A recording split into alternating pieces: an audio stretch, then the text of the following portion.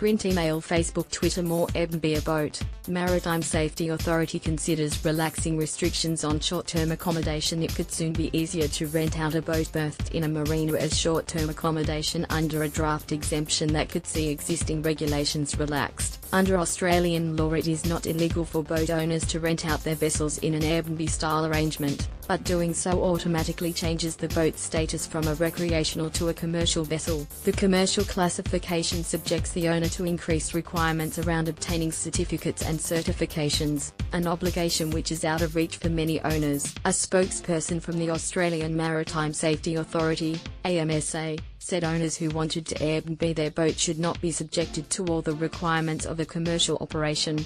AMSA has had discussions with industry, the spokesperson said. AMSA agrees that applying the full extent of the national law, including the requirement to obtain a certificate of survey and certificate of operation, to vessels being used as short-term accommodation does not appropriately match the risk.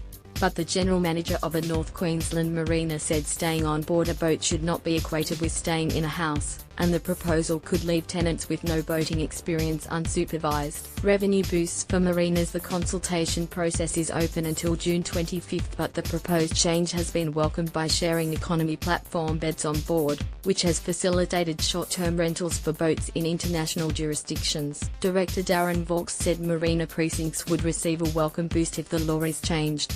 It's not an activity for every marina, but there are a lot of marinas that see this as a great way to bring new people to their facilities, to enable them to engage with the activities at the marina, whether that be restaurants or various other things, he said. Typically people are coming down for an average of 1.5 to 2 nights, and it enables people to get and start to enjoy the marina lifestyle that they otherwise may not have been able to have experienced. Mr. Vaux said boat owners could offset the costs of ownership by renting out their vessels as accommodation. In a marina, these boats just sit here for a lot of the time, which is the reality across marinas around the world, he said. This proposal is a convergence of the sharing economy.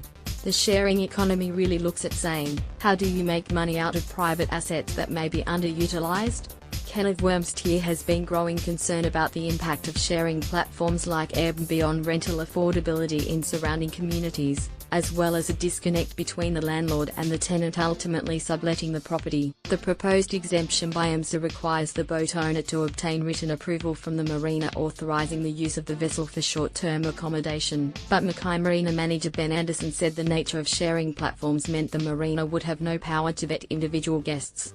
I've got clients down on the marina who pay mooring fees to have their boat secured down in a private facility, he said. What's being proposed here has people accessing the marina who haven't been authorized by us on an individual basis. Who is there to police those people if the owners aren't on board at the same time?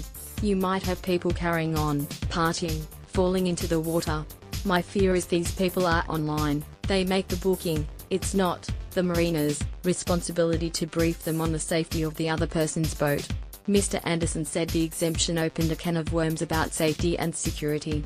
You could potentially have inexperienced people staying on boats, and there are a lot of systems on boats. You've got gas on a lot of them, you've got electricity, you've got pumping systems, he said. I'm concerned that something could go wrong.